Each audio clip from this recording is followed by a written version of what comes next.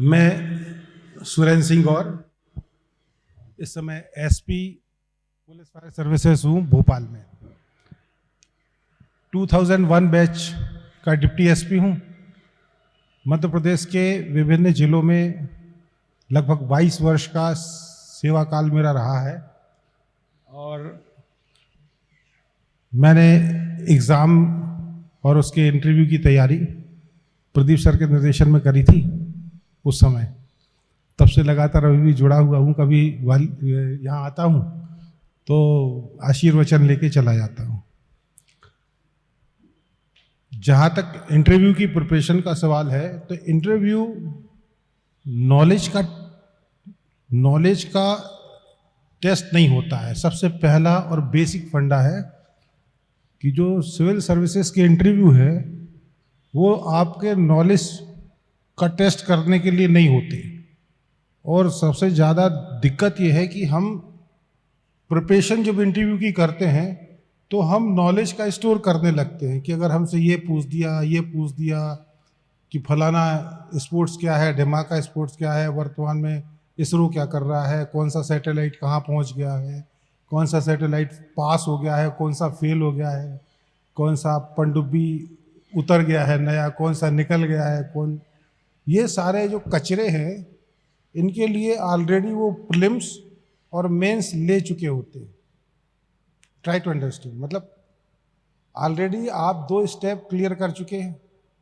Prelims में उन्होंने ये डिसाइड कर लिया कि ये वो लोग हैं जो लेबोरियस हैं प्लस जिनकी याददाश्त ऐसी है कि प्रशासक के रूप में काम कर सकते हैं। प्रशासक बेसिकली स्पेशलिस्ट नहीं होता।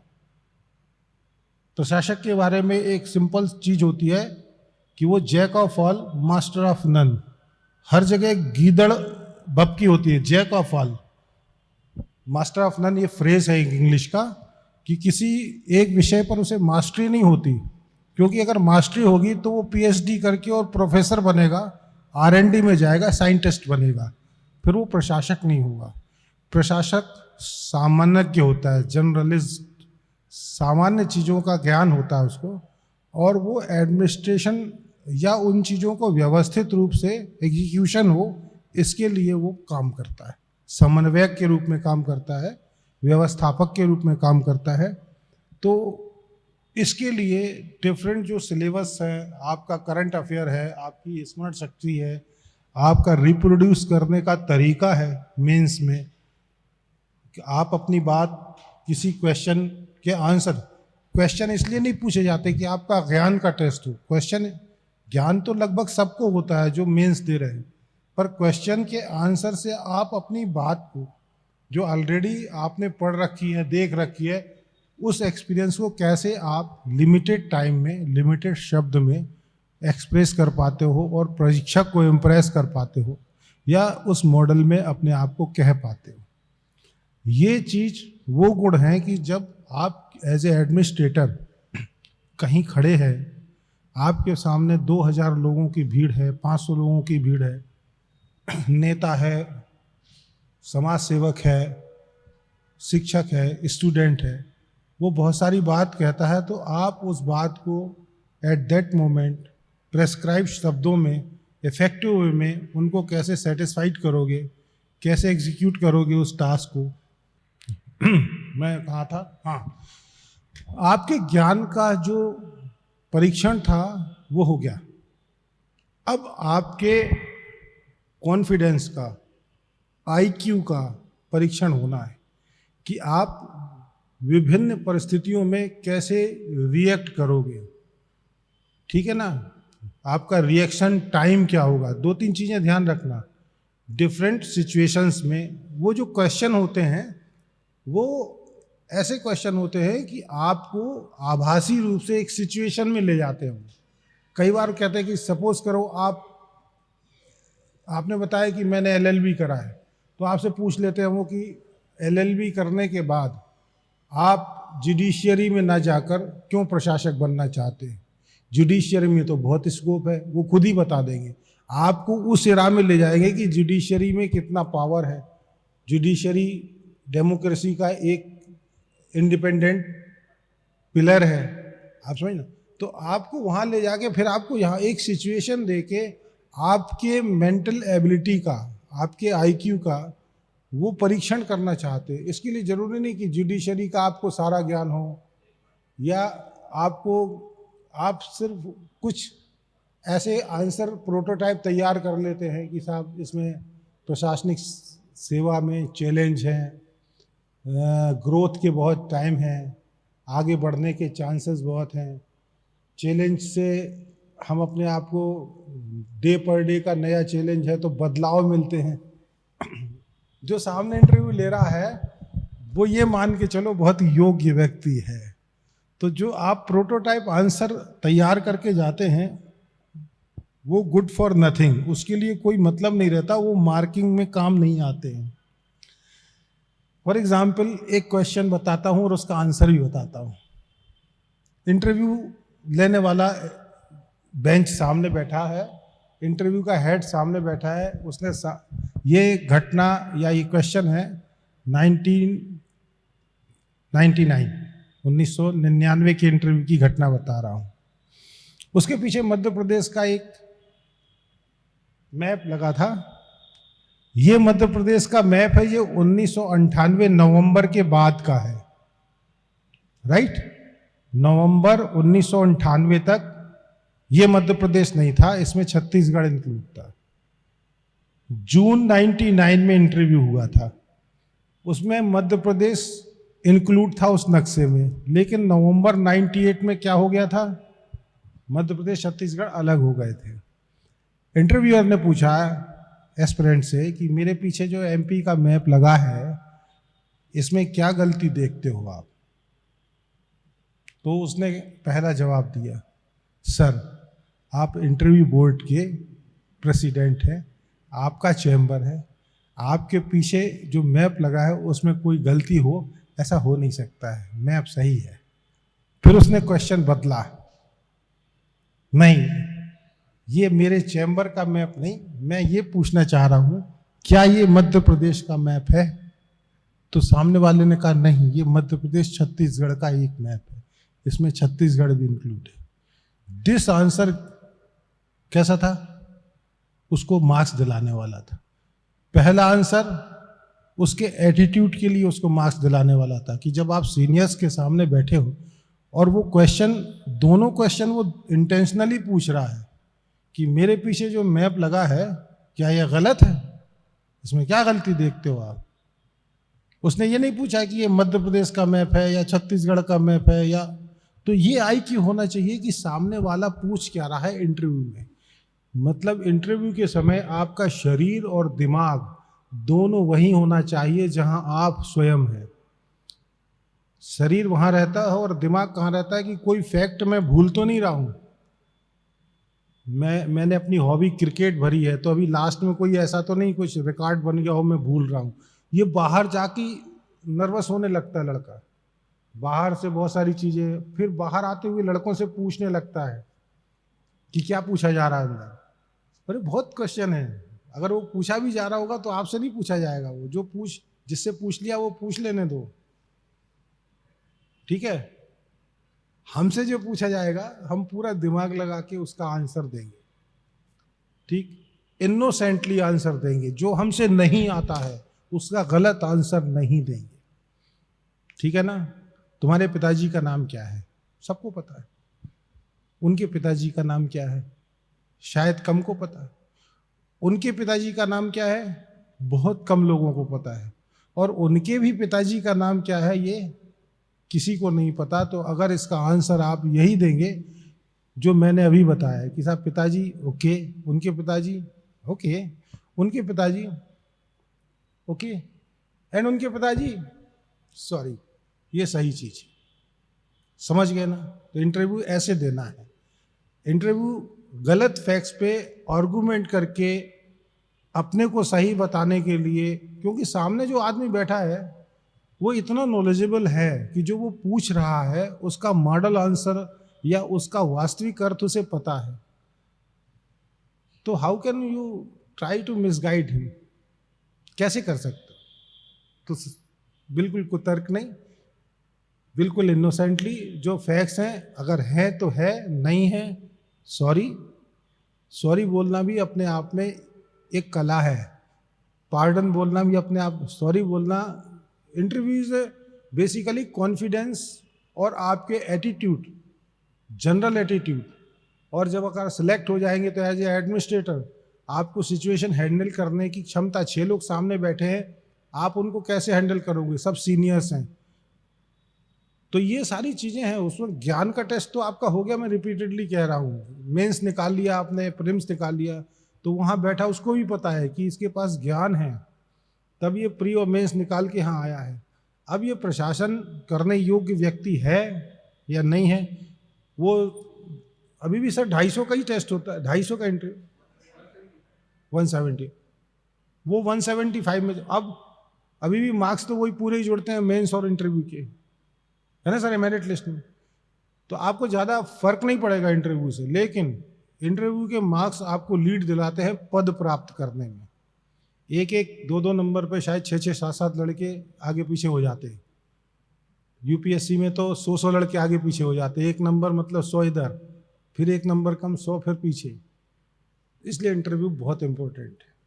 Thank you. Any question?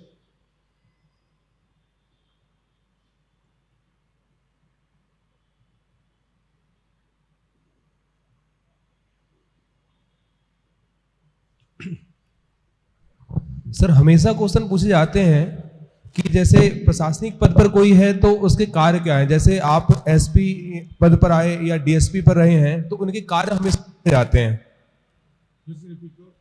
Sir जो प्रशासनिक पद होंगे उनके कार्य पूछे जाते हैं, डीएसपी के कार्य, एसपी के कार्य क्या है, या नायब तहसीलदार के कार्य क्या है। इस तरीके के क्वेश्चन जब पूछते हैं तो हमें क्या सही आंसर देना चाहिए? हाँ, ये तब पूछे जाते हैं जब आप ऑलरेडी किसी पद पे हो और ऊपर वाले पद के लिए प्रयास करके इंटरव्यू दे रहे हो। यदि आप पहले से डीएसपी एसपी नहीं है तो सामान्यतः ऐसे प्रश्न नहीं पूछे जाते।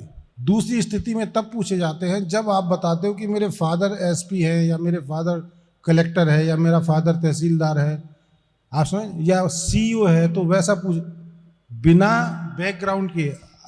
क्योंकि पीएससी की स्टडी में आपको अगर पब्लिक एडमिनिस्ट्रेशन के स्टूडेंट हैं तब तो लोकल एडमिनिस्ट्रेशन के चलते ये सारी चीज़ें पढ़ते हैं आप, कि कलेक्टर के कार्य क्या है, डिस्ट्रिक्ट मजिस्ट्रेट के कार्य क्या है, प्रशासनिक इकाई क्या होती है, लोकल प्रशासनिक इकाई क्या होती है। लेकिन सपोज करो आप मैथ्स के, फिजिक्स के स्टूडेंट के रूप में मेंस निकाले हो और आपके परिवार में कोई प्रशासनिक बैकग्राउंड नहीं है, तो आपसे कभी इंटरव्यूअर नहीं पूछेगा कि एक डीएसपी के काम बताओ। ऐसा आप पिछले जब से पीएससी चल रही है तब से किसी भी समय का आप उठा के किसी भी ऐसे लड़के से जिसका प्रशासनिक, जब तक वो बताएगा नहीं कि मेरे ब्रदर, सिस्टर, जीजा, फलाना ढिमका, अपने उसमें भरेगा नहीं कि father government servant, state police service, state administrative services, XYZ, तब तक ऐसे क्वेश्चन नहीं पूछे जाते। और तब इस दोनों स्थितियों में तब पूछे जाते हैं जो मैंने बताया, या तो आप पब्लिक एडमिनिस्ट्रेशन के स्टूडेंट्स हैं या आपका बैकग्राउंड प्रशासनिक है। इसलिए पूछे जाते हैं फिर ये क्वेश्चन कि आप जिस परिवेश में रहे हैं उसके प्रति बचपन से लेकर आपकी जागरूकता कितनी है। वो इसलिए क्योंकि आप एज ए प्रशासनिक अधिकारी जब कहीं पदस्थ होंगे तो उस जगह का इतिहास, भूगोल और उस जगह की अगर आपको सामाजिक संरचना नहीं ज्ञात होगी, अवेयर नहीं होंगे, तो आप वहाँ एडमिनिस्ट्रेशन अच्छा नहीं दे सकते।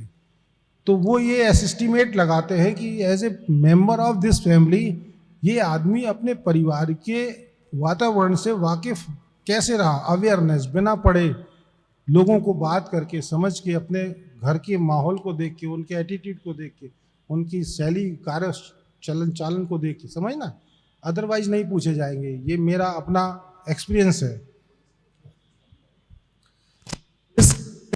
जो आया हुआ है पुलिस कमिश्नरी सिस्टम,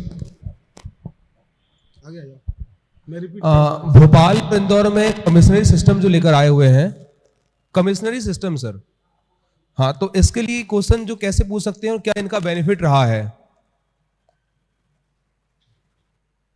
कमिश्नरी सिस्टम से संबंधित क्वेश्चन आपसे क्यों पूछेगा? आपको क्यों लगता है कि कमिश्नरी सिस्टम से संबंधित क्वेश्चन एक सामान्य लड़के से पूछेगा? यदि पूछेगा तो आपको बहुत सुपरफिशियली उसका ज्ञान सफिशिएंट है कि कमिश्नरी सिस्टम में मजिस्ट्रियल पावर का एक एक्सटेंट, यदि आप ऑलरेडी जॉब कर रहे हैं या प्रशासनिक बैकग्राउंड है तब की अलग बात है। अदरवाइज आपको एक सुपरफिशियल, एक सामान्य जानकारी होनी चाहिए कि commissionery system is something like that, कि कुछ मजिस्ट्रियल पावर हमने पुलिस को दे दिए हैं। मजिस्ट्रियल पावर कौन से होते हैं? जो क्राइम को रोक, प्रिवेंशन ऑफ क्राइम के लिए सीआरपीसी के जो सेक्शंस हैं, ये जनरल अवेयरनेस की चीज़ है। आप पढ़ते, पेपर में आता रहता है कि कमिश्नरी सिस्टम में क्या होगा। जो कलेक्टर, डिप्टी कलेक्टर के पास प्रिवेंशन ऑफ क्राइम को लेके जो प्रिवेंटिव एक्शन के जो अधिकार थे वो अब पुलिस के असिस्टेंट कमिश्नर, डीसीपी, एसीपी, इन सबको मिल जाएंगे, कमिश्नर ऑफ पुलिस को। उससे क्या होगा कि वो डिले खत्म हो जाएगा कि आज आदमी थाने पकड़ता था, अगले दिन वो बाउंड ओवर होता था, अब आज ही पकड़ा जाएगा, उससे लॉ एंड ऑर्डर ठीक होगा। ये सामान्य चीज़ें हैं, लेकिन इसके अंदर डिटेल में आपसे नहीं पूछा जाएगा कि डीसीपी के कार्य क्या है, एडीसीपी के कार्य क्या है, सीपी के अधिकार क्षेत्र क्या है। ये नहीं पूछा जाएगा कि एक डीसीपी किस लेवल का बाउंड ओवर करेगा। ये तो जो विभाग में अगर कोई डीएसपी है और डिप्टी कलेक्टर के लिए वो इंटरव्यू दे रहा है, उससे पूछेगा कि डीसीपी कितने लेवल तक का बाउंड ओवर करेगा, तब वो बताएगा कि 3 months of imprisonment, 2000 of financial penalty can be given by the DCP, ACP, etcetera etcetera, है ना। तो अगर आप इस सिस्टम का अंग नहीं है तो आपसे एक सामान्य स्ट्रक्चर और सामान्य जानकारी ही पूछी जाएगी, और बहुत सिंपल है। रोज के न्यूज़पेपर आप पढ़ते हो तब भी आपको समझ में आता है कि अब ये प्रिवेंटिव एक्शन डीएम, एडीएम की जगह एडीसीपी, डीसीपी, सीपी करेंगे, ठीक है। वही बात मैं कहना चाह रहा हूँ कि यदि आप पुलिस में ऑलरेडी सब इंस्पेक्टर है और इंटरव्यू देने गए हैं, डीएसपी हैं और इंटरव्यू देने गए हैं, तो आपसे पूछा जाएगा कि जो महाराष्ट्र में कमिश्नरी सिस्टम है या दिल्ली में कमिश्नरी सिस्टम है या पुणे में जो है, बॉम्बे में, पुणे में, दिल्ली में, नागपुर में, और जो एमपी में कमिश्नरी सिस्टम है, इसमें बेसिक अंतर क्या है। लेकिन ये सामान्य लड़कों से नहीं पूछा जाने वाला क्वेश्चन, ये उससे पूछा जाएगा जो थानेदार होगा ऑलरेडी, डीएसपी होगा ऑलरेडी, तो उसे फिर पढ़ना पड़ेगा इसके बारे में। सामान्य स्टूडेंट जिसने जो नौकरी नहीं कर रहा है पुलिस में, उससे ये पूछा नहीं जाएगा। तुम काय का इंटरव्यू दे रहे हो? दे रहे हो इंटरव्यू? कौन से सब्जेक्ट हैं इसमें? इंटरव्यू कौन कौन दे रहा है? हाँ, तुम लोग पूछो कुछ।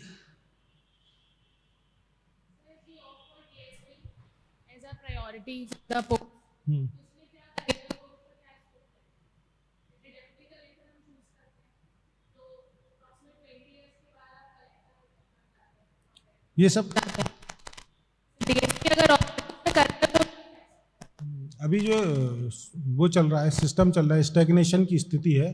तो एज ए डीएसपी आपका कैरियर बहुत स्टैग्नेट है, बहुत ख़राब है। As a deputy collector career अभी ठीक है, ठीक है ना। पर पैशन होता है, कोई आदमी कहता है कि हमें वर्दी की नौकरी ही चाहिए और हमें लाइन ऑर्डर ही करना है और हमें अपराधों और अपराधियों पर नियंत्रण करना है, तो वो डिप्टी कलेक्टर की जगह डीएसपी फर्स्ट प्रायोरिटी दे सकता है। लेकिन अगर आपको सिर्फ एक आजीविका के साधन के रूप में, जैसे एक बहुत याद आया, बहुत इम्पोर्टेंट और बहुत सामान्य सा क्वेश्चन है कि आप प्रशासनिक सेवा में क्यों आना चाहते, ठीक है ना। हम सामान्यतः उसको आंसर को बहुत मतलब लेंदी बना के जवाब देते हैं कि सर प्रशासनिक सेवाओं में उन्नति के बहुत चांस हैं और बहुत चैलेंज हैं जीवन में, रोज़ नई परिस्थितियों को फेस करना पड़ेगा, जीवन में बहुत इंटरेस्ट रहेगा, एडवेंचर रहेगा, और मैं समाज को सुधार के राम राज्य की ओर ले जाऊंगा, और मैं ऐसा करूंगा कि यहाँ अपराध ही नहीं बचेगा सर, और मैं ऐसा कर दूंगा कि सब जेलें बंद करनी पड़ेंगी, और मैं ऐसा कर दूंगा सर कि सर, तो अपन ये सब ऐसा नहीं। सिंपल आंसर होता है कि सिविल सेवा आजीविका के साधन के रूप में सर्वोत्तम विकल्प है, इसलिए मैं इस सिविल सेवा के माध्यम से प्रशासनिक सेवा में जाना चाहता हूं। इसमें सम्मान के साथ आजीविका का निर्वहन किया जा सकता है। लेकिन समस्या ये होती है जब आप सिविल सेवक बन जाते हो, जो यहाँ नहीं डिस्कस करना है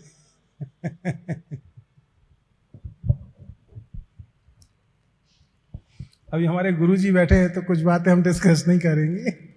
तो मैं सर सही जवाब दे रहा हूं ना इंटरव्यू के भाई। एक तो कोशिश ये करेंगे हम इंटरव्यू में, जब भी इंटरव्यू देंगे, कि हम बहुत सिंपलिसिटी के साथ इनोसेंटली बिना लेंदीफाई करे क्वेश्चन का जवाब देंगे। जो हमें आता है, जो नहीं आता है उसको हाथ जोड़ के कृपया माफ़ कीजिएगा। अगर हिंदी में बोल रहे हैं, इंग्लिश में बोल रहे हैं तो sorry sir, I don't know very much about it. फिर उसके बाद आप सप्लीमेंट कर सकते हो। जैसे उसने पूछा शेर के कितने टांग होते हैं, कितने कान होते हैं, कितनी आँख होती हैं, और साथ में पूछ दिया उसके ऊपर कितनी स्ट्रिप्स होती हैं, शेर के ऊपर, टाइगर के ऊपर कितनी स्ट्रिप्स होती हैं। अब पार्शियली तो हमें पता है कि यार शेर के 4 टांग होती हैं, 2 कान होते हैं, 2 आँख होती है, पर how many strips on their body नहीं मालूम।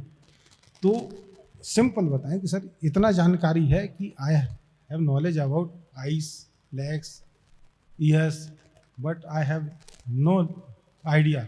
यदि आप जूलॉजी के स्टूडेंट हैं तो आपको आइडिया होना चाहिए कि हर एक टाइगर, जेब्रा, ये जो प्रजाति है, इनमें जैसे अपना एक आदमी का फिंगरप्रिंट दूसरे से मिलता है, ऐसे ही इस कैट फैमिली में और उस जेब्रा फैमिली में, जेब्रा, जिराफ, इनके ऊपर जो डॉट है या जो लाइन है, एक जानवर का पूरे विश्व में दूसरे जानवर से मैच नहीं खाता। There is no certain pattern. अपन नहीं कह सकते कि टाइगर के ऊपर 20 होती हैं, आप किसी भी टाइगर को पकड़ लो 20 ही मिलेगी। जेबरा के ऊपर 45 होती है, आप किसी भी जेबरा को पकड़ लो 45 मिलेगा। जिराफ के ऊपर इतना होता है, किसी भी ऐसा नहीं। जैसे फिंगरप्रिंट्स के बारे में नहीं कह सकते कि इसका फिंगरप्रिंट्स उनके जैसा है। आप अब ऐसे आदमी जो चश्मा लगाए हों, थोड़े से मोटे हों, उनको पकड़ लेना, ऐसी फिंगरप्रिंट मिलेगा ऐसा नहीं है। तो जितना हमें जानकारी है उसको सिंपल हम दें। जो नहीं है लेकिन जूलॉजी का स्टूडेंट है तो उसे ये जानकारी होनी चाहिए। नहीं है तो समस्या है, पर उसको भी समस्या नहीं है, उसको आप सॉरी कह के बता सकते हैं कि सर इसके बारे में आई डोंट, मतलब मैंने पढ़ा नहीं है, नॉलेज नहीं है मुझे इस बारे में। एनीवन मोर?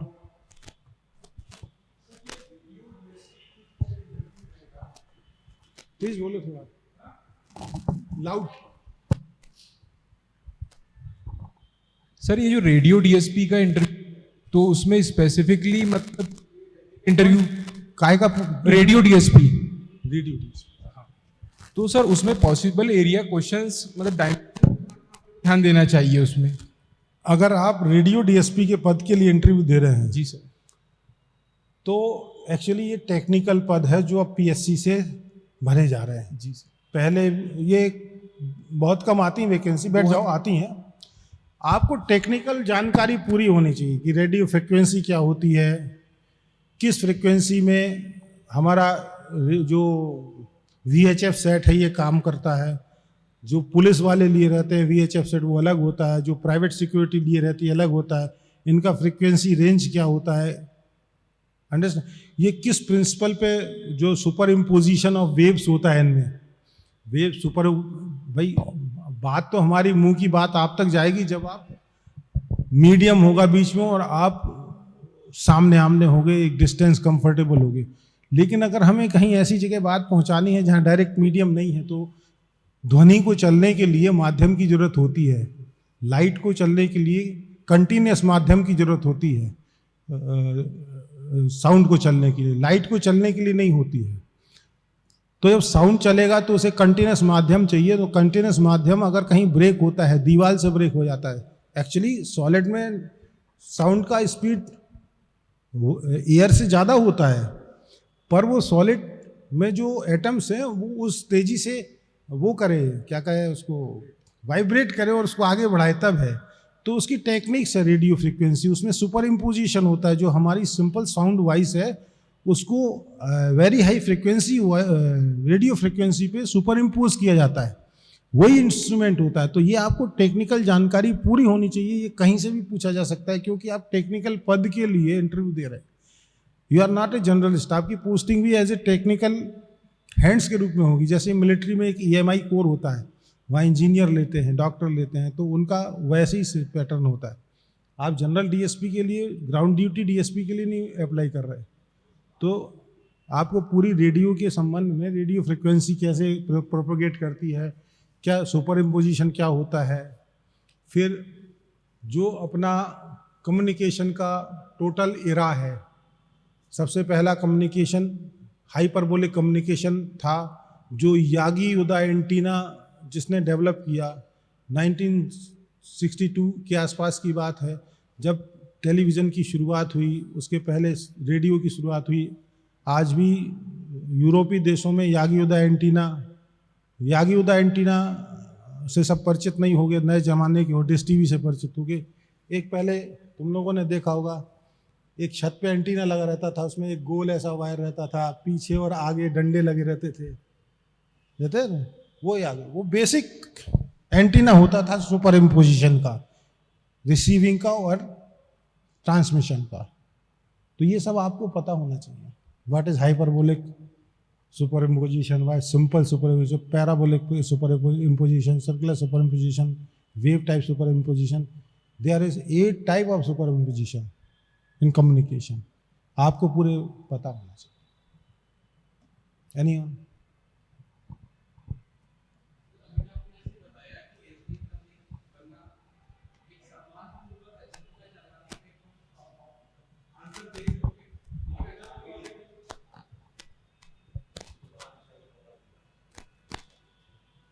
सर अभी आपने जैसे बताया कि जैसे SDM बनने का एक रीज़न ये हो सकता है कि सम्मानपूर्वक हम आजीविका चला सकते हैं, लेकिन अगर कोई ऑलरेडी जॉब में है और उसकी सैलरी 1 लाख रुपए हो, यहाँ तो वो सैलरी कम हो जाएगी, तो उस चीज़ में फिर कैसे डिफेंड कर सकते हैं सर? उसको आपको डिफेंड करना, जब आपने ये परीक्षा दी, जो हम बहुत देर से कह रहे हैं, सिंपलिसिटी एंड जेन्यून। तो अगर आपको 1 लाख तनख्वाह मिल रही है और आप किसी MNC मल्टीनेशनल कंपनी में जॉब कर रहे हैं, डाटा ऑपरेटर, डाटा साइंटिस्ट है, और आप उसके बाद PSC देने के इच्छुक हैं, तो ऐसी कौन सी चीज़ है जिसने आपको PSC देने के लिए प्रेरित किया है, बताइए। सर सम्मान। है कौन सी चीज़ है? सर मतलब सम्मान मुझे लगता है कि जो प्राइवेट में नहीं मिल पाता है और सरकारी जॉब में सम्मान होता तो ये बात उन्हें बताने में क्या समस्या है? सर ये थोड़ा फिर सेल्फिशनेस देखी जाती है कि सम्मान कभी सेल्फिश थोड़ी ना होता है। सम्मान, अहंकार सेल्फिश होता है, सम्मान सेल्फिश नहीं होता है। हम अपना सम्मान करेंगे, अपना स्वाभिमान रखेंगे। स्वाभिमान अलग चीज़ है और अभिमान अलग चीज़ है। हम इस नौकरी में अभिमान के लिए नहीं आ रहे, स्वाभिमान। वो जो सामने बैठा है वो इस चीज़ को समझता है, वो आपसे योग्य है, ये बात हमेशा दिमाग में रखो। उसको गुमराह करने की कोशिश करोगे तो परेशान रहोगे और उलझा लेगा वो आपको। मैं भी जैसे अभी उलझा लिया ना तुम्हें। जी सर। जबकि मैं उस लेवल का इंटेलेक्चुअल आदमी नहीं हूँ, उनके सामने बहुत छोटा हूँ जो वहाँ बोर्ड में बैठते हैं लोग। पर मैंने तुम्हारे क्वेश्चन में ही तुम्हें परेशान करना शुरू कर दिया, अभी और कर सकता हूँ। जी सर। तो इसलिए वहाँ सिंपल बोलो कि साहब, जो प्राइवेट सेक्टर है और हमारा जो सामाजिक ताना बाना है, इस सामाजिक एटमॉस्फेयर जो हमारा सर्कमस्टांसेस है, इसमें एक प्रशासनिक अधिकारी को ज़्यादा सम्मान की दृष्टि से देखा जाता है। ठीक है। और मैं चाहता हूँ कि मैं अपने परिवार और स्वयं की इच्छा की पूर्ति के लिए प्राइवेट सेक्टर की जगह गवर्नमेंट सेक्टर में, सिविल सेवा में आके अपना सम्मान प्लस परिवार का सम्मान बढ़ाऊं। और आजीविका का साधन तो है ही ये सर, जो वहाँ आजीविका कमा रहा हूँ। ठीक, प्लस सम्मान के साथ और भी जो चीज़ तुम्हें अट्रैक्ट करती है इसके लिए, जैसे बिला बिला बिला मैंने बहुत सारी बताई थी कि जनता की सेवा का मौका मिलेगा, समाज को बिना अपराध का कर दूंगा, ना भ्रष्टाचार समाप्त कर दूंगा, ना शिष्टाचार ऊपर उठा दूंगा, जी वो सब भी बोल सकते हैं अपन। सर, एक बस और क्वेश्चन था कि मान अरे लीजिए तुम 100 पूछो, ये क्या है?